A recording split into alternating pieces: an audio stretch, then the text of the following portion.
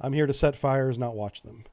All right, let's talk about naval news, talk about the new Czar hypersonic missile. Russian trials will be finished with this new hypersonic weapon by the end of the year, says the Russian Deputy Defense Minister, Alexei Kurvakachko. Nailed it.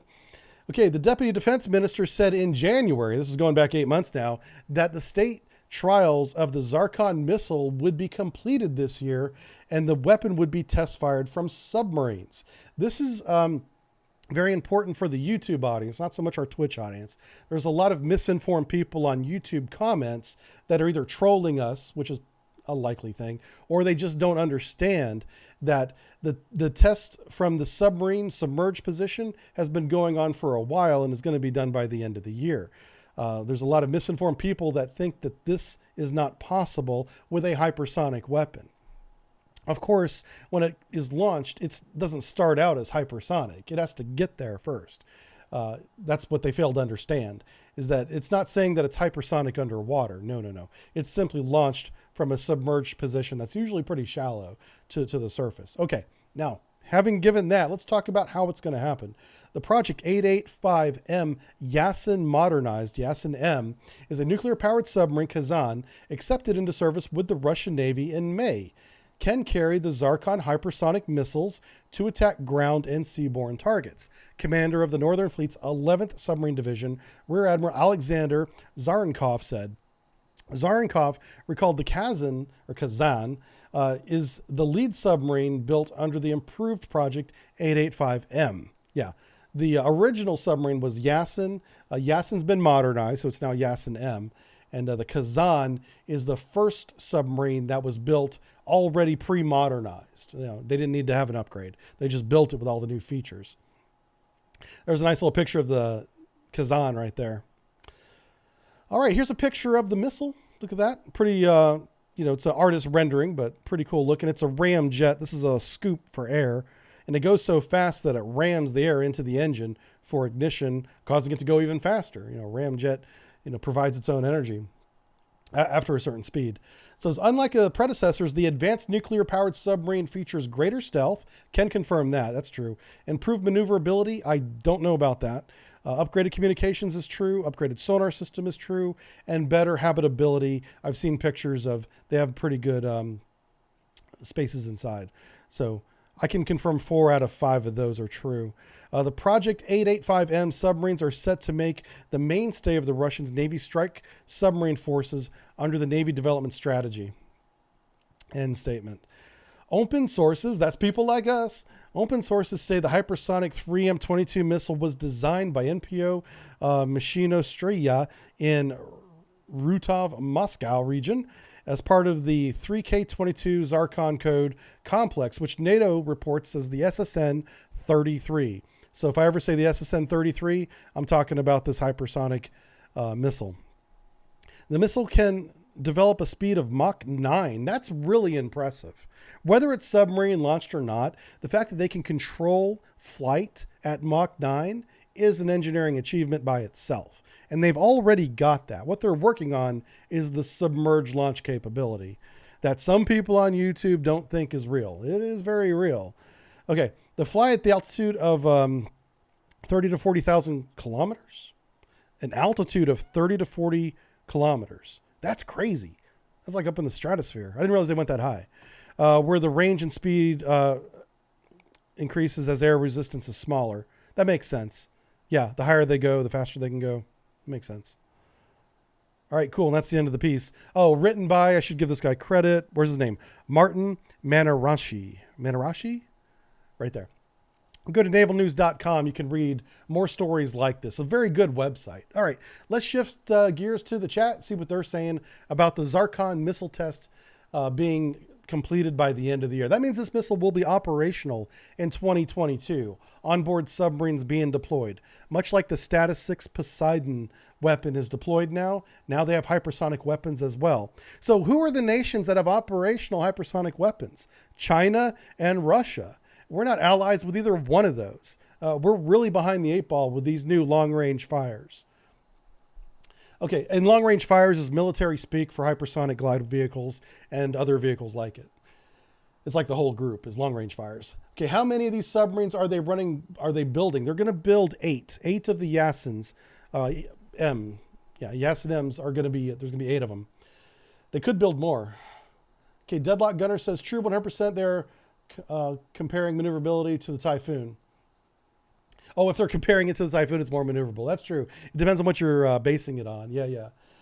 John, one of the moderators is messaging me. He says, I assume the hypersonic weapons are 2-stage, much like a harpoon. Yeah, it's got a boost phase and then a glide phase. I don't think this is a glide vehicle. I think because it has that ramjet, so it doesn't need to glide.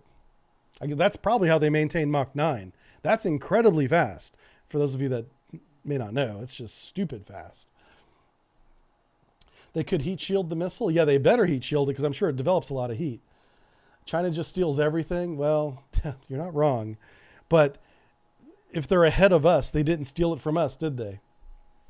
Right? Let's see. Carrick says operation altitude of 100 to 130,000 feet. I'd imagine that goes up like a rocket and down like a brick. Your commercial airliners are safe from interference. Yeah. Commercial airliners aren't going to be operating anywhere near those altitudes. Yeah. Is it a scramjet?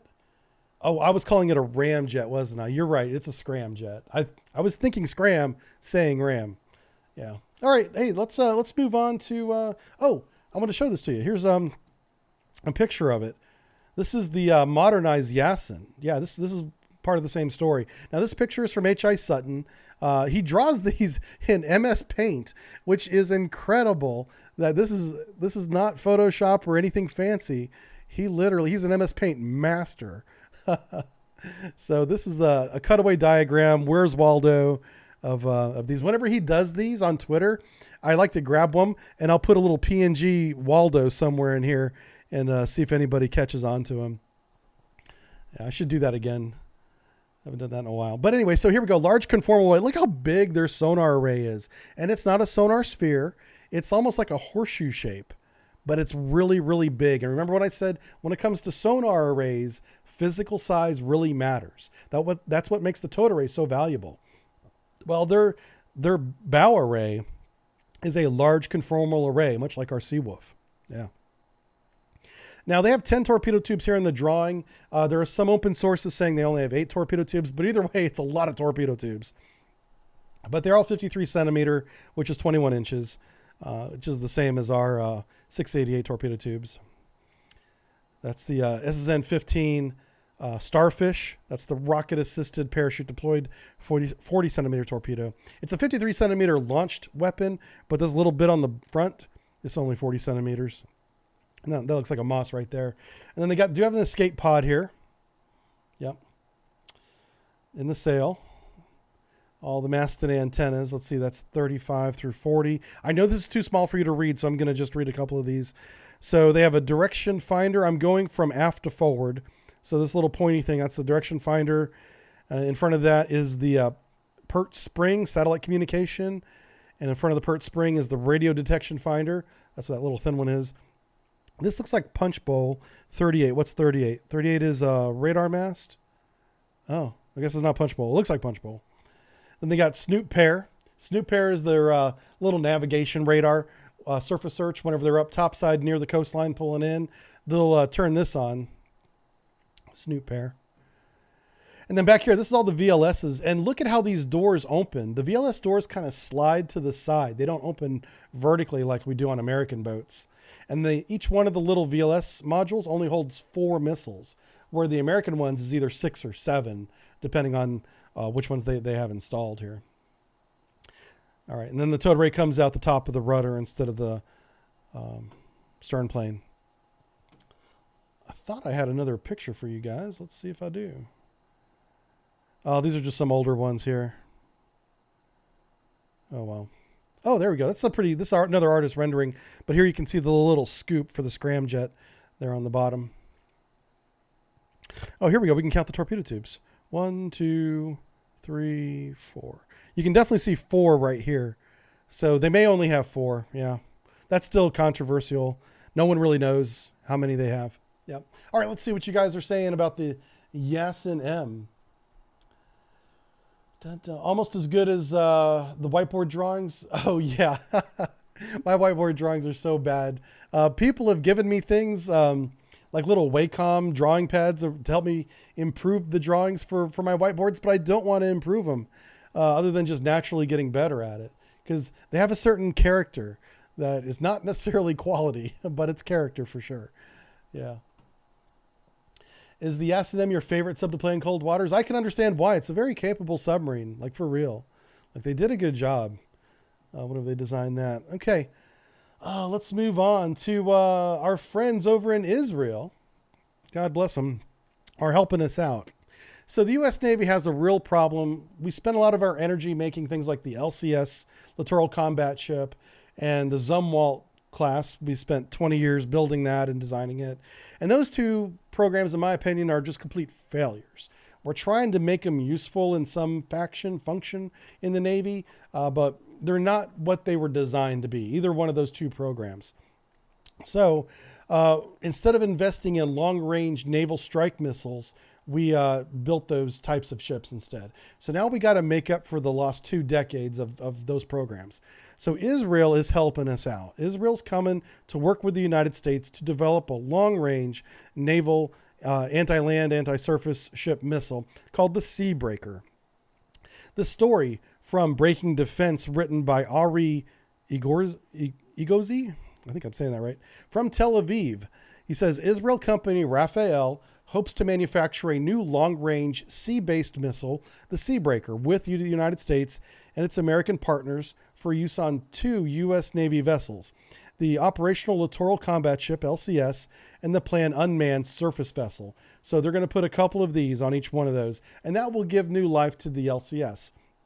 Now, big picture, what the naval strategy for us going forward, primarily in the Pacific, but branch wide, is we're going to have a distributive arsenal of ships. So in the past 1980s timeframe, we had ships like the Ticonderoga that had over 100 missiles on them, so that if we needed to shoot them at targets, we had lots of missiles.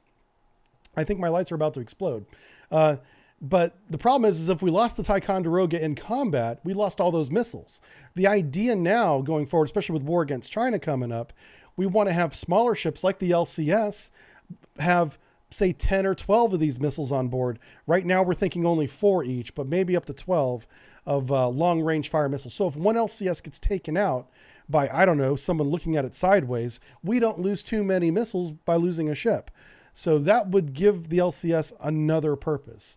There's already a surface combat version of LCS, which gives it, I think it has a harpoon launcher on it or something like that. But it's going to have long-range strike capability as well with this program. Israel defense experts who talked to BD on condition of anonymity said that the new missile will probably be offered as a main weapon systems for both vessels. Yeah, the reason why it's a main weapon system is they only have a 57 millimeter gun on it and a freaking Sea Whiz. Anyway, I digress. The LCS are currently equipped with the Norwegian-made naval strike missile. An acquisition of USVs are planned to... I can't even read anymore. I get triggered by the LCS. It really hurts my brain. All right, let's focus. The Rafael Seabreaker is a 5th-generation long-range autonomous precision-guided missile system enabling significant attack performance against a variety of high-value maritime and land targets. It does both, which is great capability. The TASMs that we bring back now, the Tomahawk anti-ship missile, has also land attack capability built into the same weapon. So even today, we can use that for dual purpose, which is nice. Raphael says that the Seabreaker provides surgical pinpoint precision strikes from standoff ranges of up to 300 kilometers. Awesome. That's exactly what we need. It also uses advanced IR infrared image seeking and ideal for engagements for maritime land units, stationary or moving. So, big shout out to the Israelis. They've been allies with us forever, it seems, and they're really stepping up. This is a big, big moment in American-Israeli relations when we desperately need a weapon system today that has this kind of capability, and Raphael is going to step up and do it. So really big shout to them for doing that. The rest of the piece reads like a PR piece, just talking about how capable Raphael is. They have a lot of quotes from the CEO and all that. I'll let you guys read it. Go to breakingdefense.com. This is from July.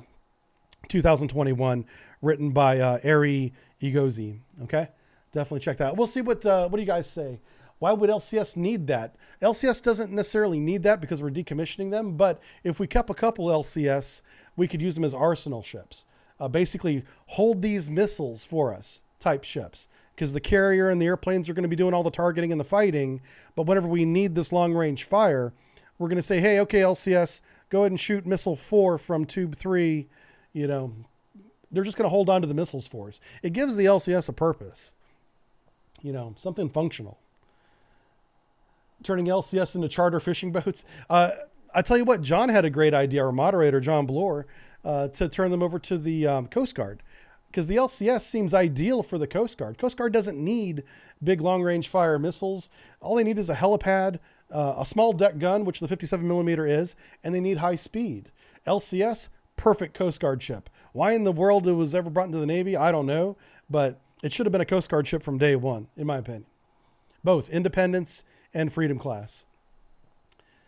All right, John Bloor says, it's been interesting to see the slow lean into the infrared spectrum from radar and stealth. Yeah, because stealth is getting so good. And honestly, our current ECM, our countermeasures that we can't talk about, are off the chain. We have a brand new countermeasure, ECM, that's going on board ships now. The Gerald R. Ford has it, and we're putting it on some of the Arleigh Burkes now as an upgrade. It's insanely good. Like, it can fry incoming weapons as they come over the horizon. The one thing I don't know is, can you fry the electronics of a hypersonic missile before it hits you? Like, even if you fried the electronics, it's got so much inertia and it's already on target. Even though it's fried, maybe it still hits you. I don't know about that. But our new ECM, which there's not a lot of details about, I'm told from multiple sources, is next level. Like, we've knocked it out of the park with our countermeasures. But that's a very sensitive topic that I don't know a lot about. So we're not going to talk about it. KY says, do you have any opinions? Here we go. Of the F-35C. Would you group it with the LCS? No, I would not. And I'll tell you why. We stuck with the F-35C long enough to make it functional again. The LCS, no matter how long you stick with it, it's still the LCS, and it's dysfunctional in my opinion. We built a ship without a purpose, and now we have a purposeless ship. Now, we can give it a purpose by putting a bunch of missiles on it. Problem is, there's not a lot of room on these LCSs for a lot of missiles. So right now, they can put 2 launchers, one facing starboard, one facing port, that each have 2 missiles in each. That's how small of a deck space we're talking. So they could put 4 of these missiles, you know, into that configuration now. But ideally, you would want to have at least 12 missiles minimum if it's going to be considered an arsenal ship. Because right now we have a 12 missile system on our old 688s that we're decommissioning. Why does the newest ship in the Navy, the LCS program, have less capability than something we built back in the 70s? Yeah, in terms of number of missiles it can hold. It's just such a disaster. I don't want to go into it. You guys keep triggering me with these questions, and I'm trying to steer clear of LCS. Castilla says a good thing about the LCS is they only cost about $30 million a piece. That's still pretty expensive. Hey, how's it going, Ian? Good to see you. Okay. All right. So I think that's going to be it for the naval news segment. We went over a couple of really good things. Like I said, I can't say enough good things about the Israelis. We really need them now, and they're stepping up. So my hat's off to them. Okay. All right. That's it. We'll be back in a few minutes with some more Cold Waters. Okay. See you then.